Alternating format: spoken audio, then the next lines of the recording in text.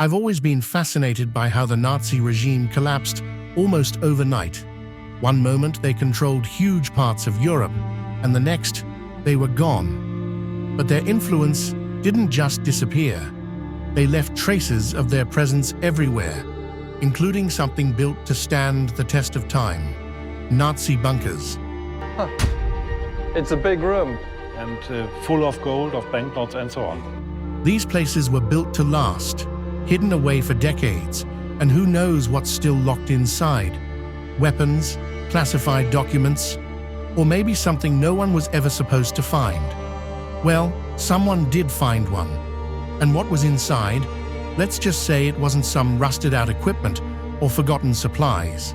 Whatever the Nazis left behind in this bunker, it was never meant to see the light of day. I'm talking about Wunsdorf. For almost a century, Wunsdorf has been sitting there, frozen in time, like a war relic no one knows what to do with. It's just south of Berlin, and back in the day, this place was a huge deal.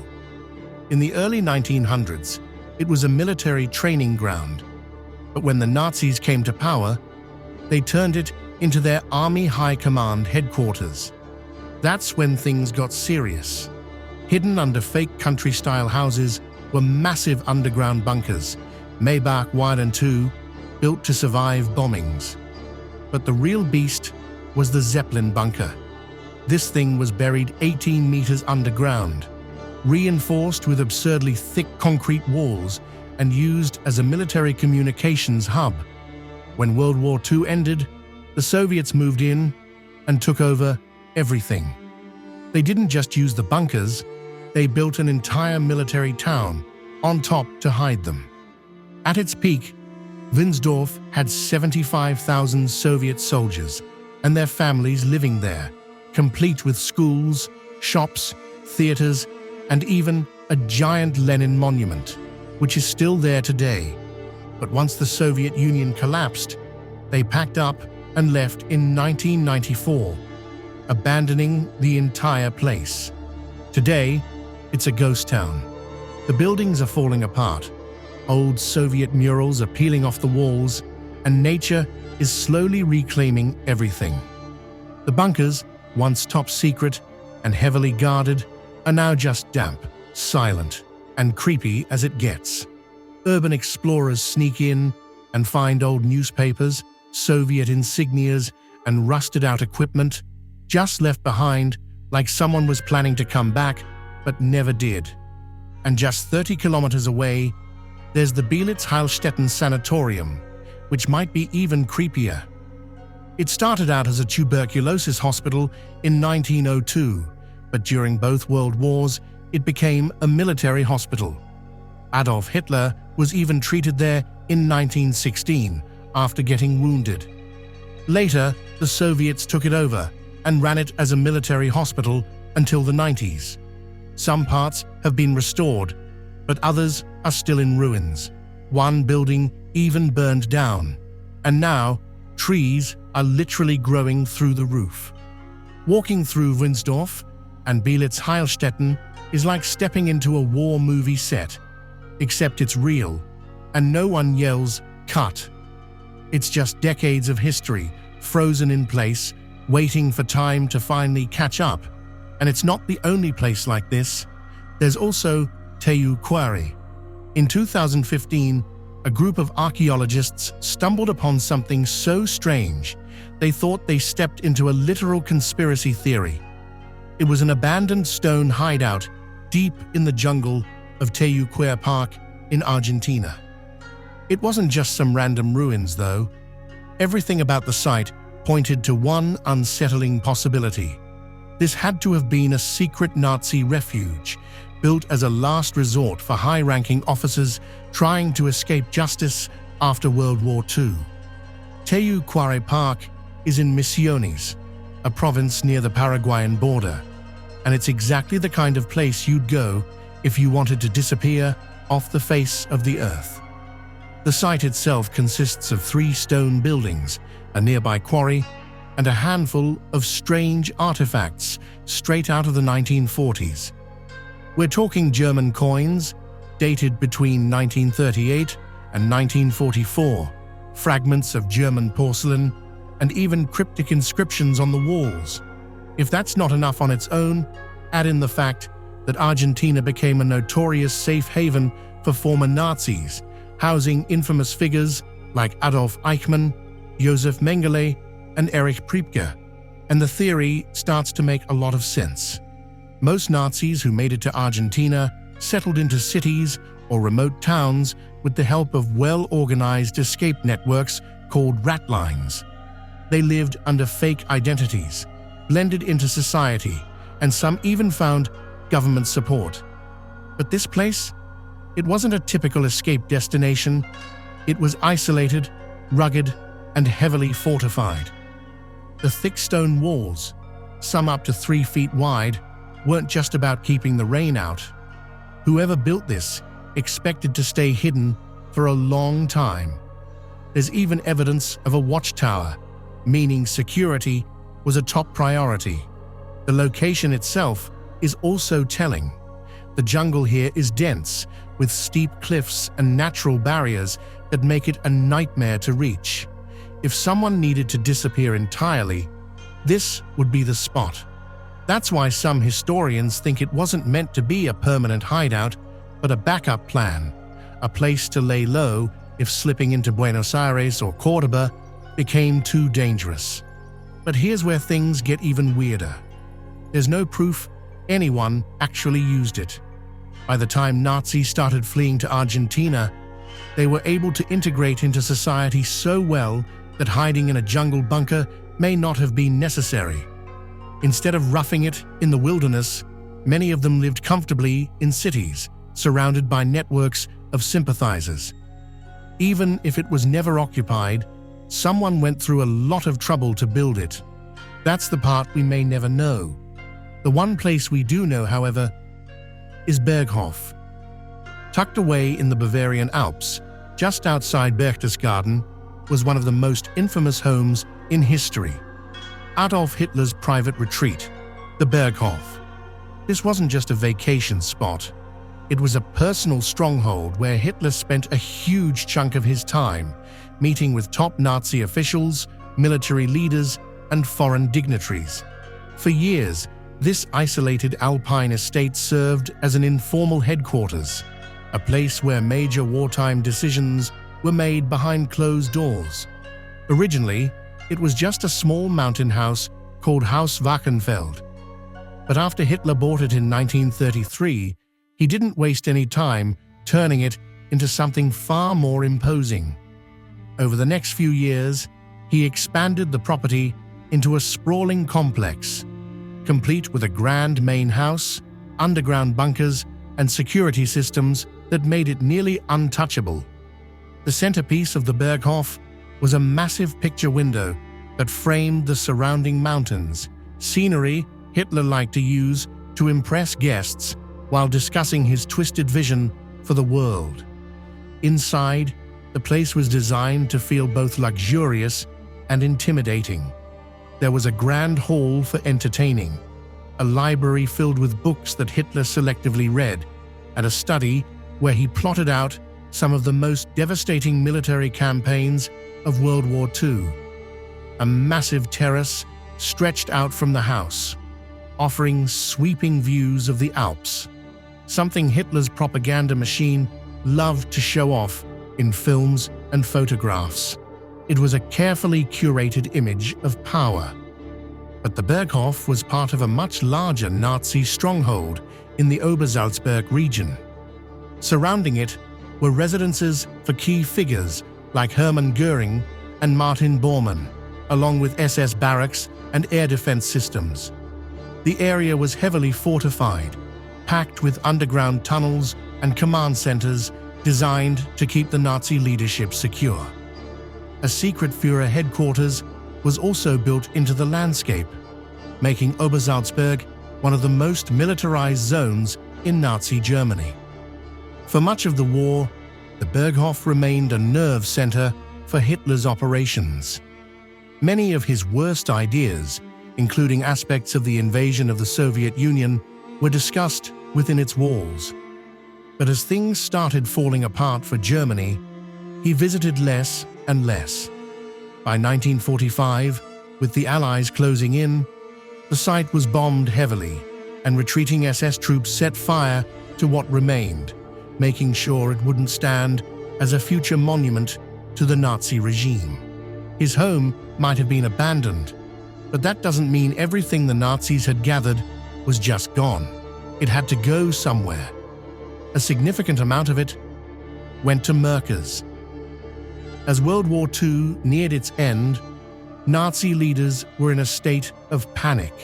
For years, they had looted gold, jewels, and priceless artifacts from occupied countries, much of it stolen from Jewish families and businesses. But with the Allies closing in, it became clear that Germany was on the brink of defeat. Desperate to keep their stolen wealth from falling into enemy hands, the Nazis scattered their treasures, hiding them in remote locations, sinking them in lakes, or sealing them away in underground bunkers. One of the most significant discoveries of hidden Nazi treasure came in April 1945 at the Merkers salt mine in Thuringia, Germany. The mine, with its deep underground tunnels and stable conditions, had been chosen as a secure vault for a massive portion of the Third Reich's plunder. The Nazis believed that stashing their wealth under layers of rock and salt would shield it from both Allied forces and aerial bombings. When US troops captured Merkers on April 4, 1945, they initially had no idea about the mine's secret. But after questioning local residents and German soldiers, they heard rumors of something valuable hidden below. Two French women, who had been forced to work as laborers in the area, confirmed the suspicions. They revealed that in recent months, Nazi officials had transported large quantities of treasure into the mine. Acting on this information, the US Army launched an investigation. On April 7th, American officers, accompanied by General Dwight D. Eisenhower, descended into the tunnels. What they found was staggering. Hidden within a series of underground vaults were over 100 tons of gold bars, gold coins, and other precious metals, carefully stacked and secured. Alongside the gold, they discovered vast sums of Reichsmarks, US dollars, British pounds, and French francs, all packed into sacks and crates. But the stolen wealth extended far beyond currency and gold. Soldiers uncovered an immense collection of priceless artwork, paintings, sculptures, and religious artifacts looted from museums, churches, and private collections across Europe. Some pieces had been stolen from the Louvre in Paris, while others had belonged to Jewish families who had been sent to concentration camps. The Nazis had systematically plundered entire nations, and much of that treasure had ended up here, sealed away beneath the earth. Among the most disturbing discoveries were personal valuables taken from Holocaust victims. Bags filled with gold teeth, wedding rings, and jewelry were found. These items had been confiscated from prisoners in the concentration camps, melted down, and stored as wealth for the Reich. The Merkers discovery wasn't just about stolen treasure. It was irrefutable evidence of Nazi brutality. Recognizing the significance of the find, the US Army moved quickly to secure the mine. Within days, they began transporting the gold and valuables to Frankfurt for safekeeping. Over time, efforts were made to return much of the stolen wealth to its rightful owners, though some treasures were never reclaimed. The discovery of the Merkers salt mine was one of the largest recoveries of Nazi loot during the war, revealing both the scale of the regime's plundering and its desperate attempts to hide its fortune. While much of the treasure was recovered, many believe that other caches remain undiscovered, lost in hidden bunkers, sunken in lakes, or buried under the rubble of a fallen empire. But you see, that wasn't all of went here. A lot of it, allegedly, went into Lake Toplitz. A deep, glacier-fed lake in Austria's Salzkammergut region, surrounded by steep cliffs and dense forests, it was an ideal hiding place for the retreating Nazi regime in the final days of World War II. Locals later reported seeing German officers dumping heavy crates into the water. Some even claimed to have heard gunfire, raising speculation that prisoners or witnesses were executed to ensure the secret was never revealed. As the years passed, rumors of Nazi gold buried in the lake grew. In the 1950s and 1960s, treasure hunters and divers descended on Toplitz, hoping to recover the lost fortune.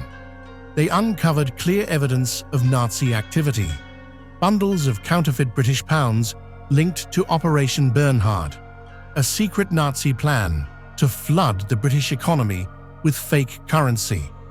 Weapons, documents, and even aircraft parts were also found deep in the water, confirming that the Nazis had used the lake as a dumping ground. However, despite decades of searching, no gold was ever officially recovered. Some believe it remains hidden beneath thick layers of silt and debris, waiting to be discovered. Others argue that the gold was never thrown into the lake at all. Instead, they claim Nazi officials secured their treasure in underground bunkers scattered across the Austrian Alps. But that's how they wanted it to be. Otherwise, the gold would have been found ages ago. And the Nazis weren't so simple-minded.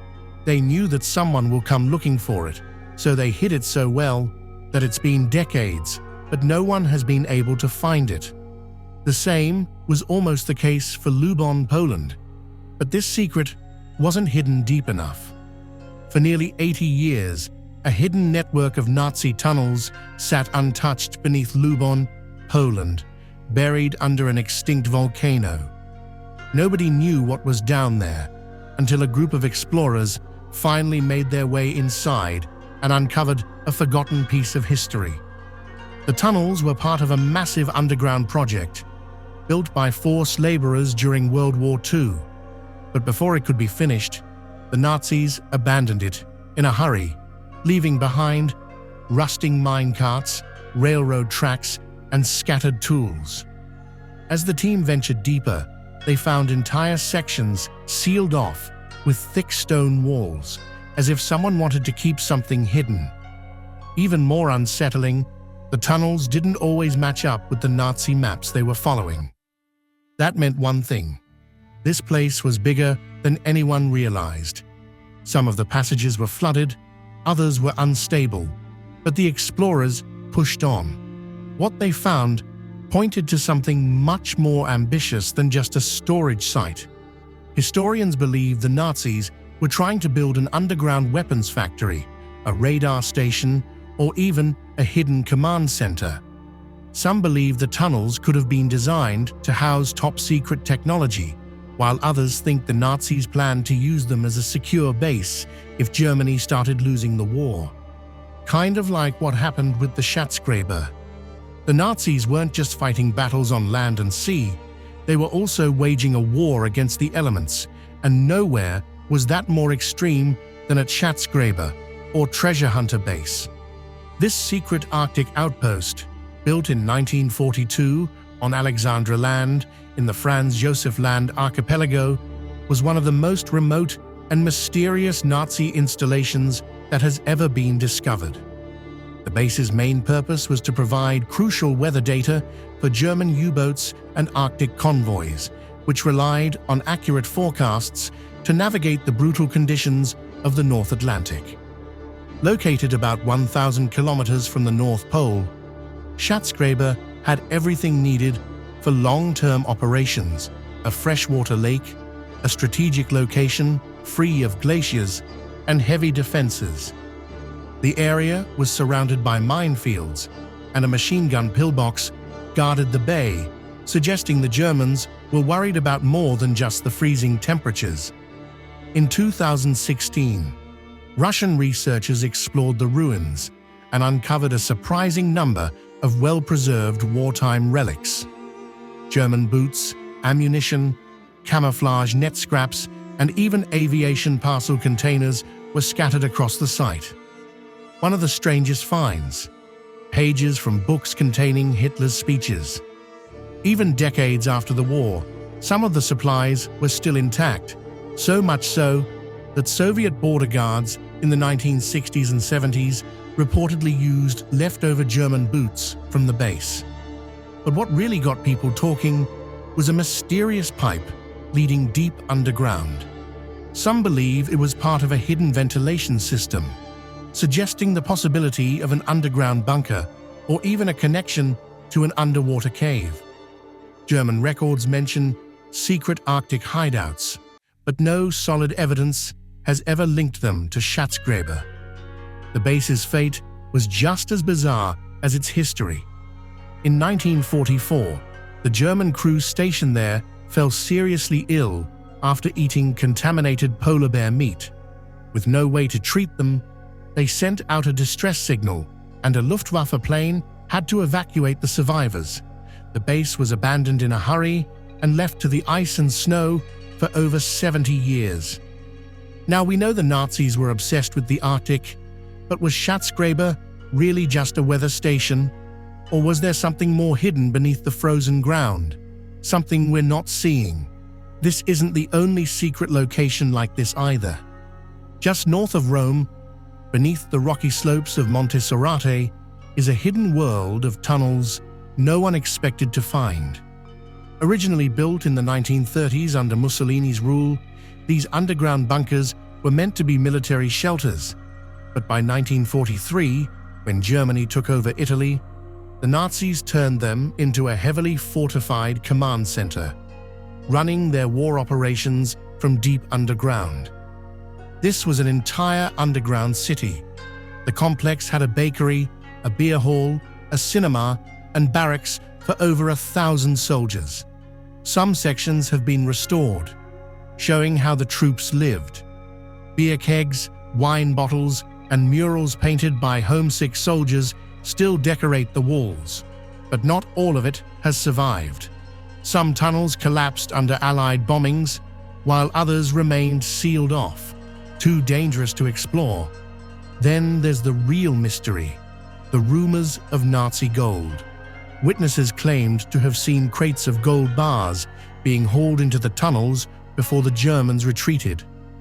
But if the treasure was hidden there, it was never found. With over 4 kilometers of tunnels, possibly more, there's plenty of space for something to be buried. Some believe the gold is trapped behind collapsed sections of the bunker, unreachable beneath the rubble. Others think it was secretly recovered long ago and quietly disappeared. For decades, treasure hunters and historians have searched for answers. New passageways are still being discovered, but the sheer size of the complex makes it nearly impossible to explore every chamber. Whether the gold is still there or not, Monte Soratte remains one of the most fascinating World War II sites in Italy. It was a hidden stronghold for the Nazis, a place where soldiers lived, planned, and possibly stashed a fortune, one that might still be waiting to be found. Something that archaeologists wished they didn't find, however, were fillings. Weird, I know, let me explain. As I've touched on earlier on in this video, during World War II, the Nazis looted everything they could get their hands on: gold, currency, priceless art. But some of their most disturbing thefts weren't from banks or museums. They came from the mouths of their victims. Gold dental fillings were systematically ripped from the bodies of murdered prisoners in concentration camps, part of the Nazis' industrialized cruelty and greed. As the Third Reich crumbled, the scale of this horrifying practice came to light. Allied forces discovered not just stockpiles of stolen gold bars and cash, but also boxes filled with extracted gold teeth, grisly evidence of the Nazis' brutality. These fillings were melted down and repurposed, with some reports suggesting they were even used to make gold reserves for high-ranking officials, possibly even Hitler himself. When the Allies liberated the camps, they uncovered warehouses filled with stolen personal belongings, jewelry, watches, and piles of gold fillings. Some were hidden in vaults belonging to Nazi officers who had fled in the final days of the war. The fact that these fillings were treated as nothing more than raw material speaks to the sheer inhumanity of the regime. Even today, the fate of much of this stolen gold remains a mystery. Some were recovered, melted down, and lost in the global gold trade. But rumors persist that caches of it, including gold fillings from Holocaust victims, are still hidden in secret Nazi hoards, waiting to be unearthed. That might sound very out there like this, but it's not, and there's more proof of it. In Auschwitz. Auschwitz wasn't just a concentration camp, it was the deadliest extermination site of the Holocaust. Located in occupied Poland, it became the center of Nazi Germany's mass murder operation. Over 1 million people, mostly Jews, were killed there between 1940 and 1945. What started as a detention camp for political prisoners quickly turned into a massive killing machine, where forced labor, starvation, torture, and gas chambers sealed the fates of countless victims. The Auschwitz complex had 3 main camps. Auschwitz I was the original site, used for forced labor and medical experiments. Auschwitz II-Birkenau, built in 1941, was where most of the mass executions took place. Victims were sent to the gas chambers, disguised as showers, and their bodies were burned in massive crematoria.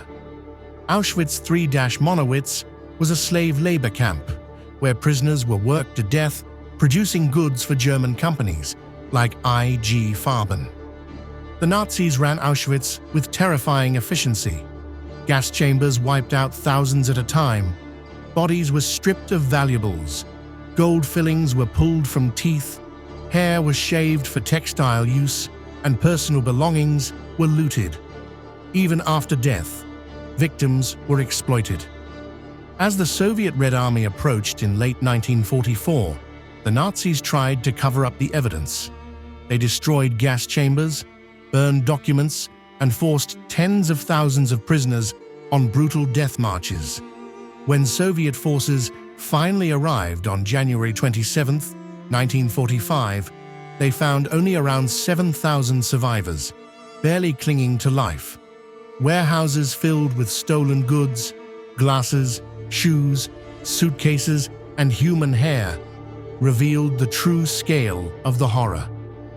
Today, Auschwitz stands as a chilling reminder of the Holocaust.